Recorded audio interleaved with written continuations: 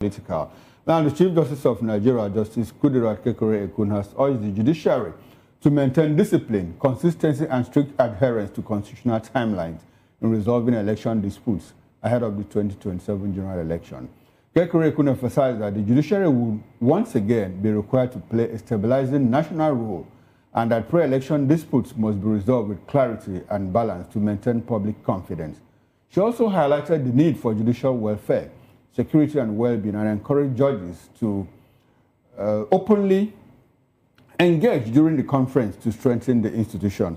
Let me come to you, Comrade Chris Ojeikere, on this. And that was during a judges' conference, and the Chief Justice CJN Ojeikere decried, the spread of conflicting judgments, ahead of the 2023 general election, and said that, look, we don't want a repeat of all of that. She also talked about timeline, the quick dispensation and delivery of justice. Now, if you read the Chief Justice's statement, that looks like an admission of the failure of the judiciary to uphold democratic tenets during the 2023 general election. What's your reaction to that statement coming from the CJN?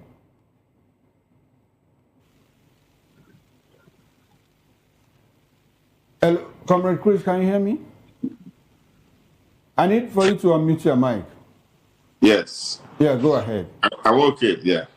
Now, I said she should have done more than that mess. Nigerian judiciary now goes beyond mere statements. What we need is a wholesale judicial reform. You see, the problem with us, when I say us, I mean government and some complicit people who are citizens of the country, is that we just like talking about things. The state of the judiciary right now in Nigeria is so deplorable that the people that discuss it more who tell us countless and plethora of non-judicial practices, from their recruitment to the activities of judges in courts and so on and so forth. So why is the CJN pretending that what we have is a small problem? She should declare a state of emergency in the judicial sector and embark just now, before the election, on real reforms that will convince Nigeria that she's serious. We've had conferences. We've had mere statements like this. We are not going to be talking about statements anymore. Pragmatism should be the key word right now. She should come up with points, salient points of judicial reform.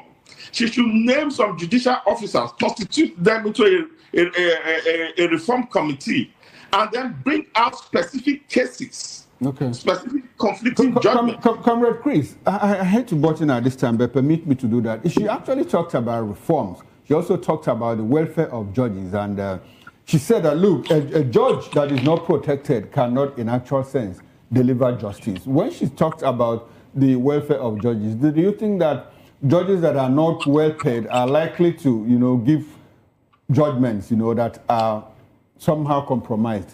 Do you think that should it be? Yes. And I'm happy that she's sincere about that she's giving us, supplying us some of the motives for all this kind of judicial infractions and compromise. I'm happy about that. That should be part of the reform.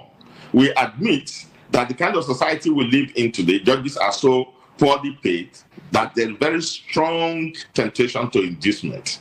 Although when they signed to be judicial officers, they had signed that whatever the situation, whatever the circumstance, they will uphold the rule of law and they will uphold justice. What the judges don't know and what the judiciary should know is that their influence and authority and right to demand for better payment or whatever they will demand comes from how they stick to their calling, how they dispense justice, how they uphold the rule of law. And that will get society to respect them. And whatever demands they make after that, everybody will support, even the man on the street will support. So there should be pragmatic steps. With those timelines she's giving, should be timelines on when the committee will submit their reports. And then one or two judges will be used as examples from existing cases. There are many cases in court who are giving conflicting judgment, who have compromised the law, and so on and so forth. The NJC was set up particularly for that. We want to see the days of Justice Kayode Esho. We want to see the days of Mohammed Dewey. We want to see the days of Okuta. We want to see those days back in the judiciary. So just papering over things and saying that does not impress anybody. Okay, just papering things and over, that doesn't impress anybody. Now, let's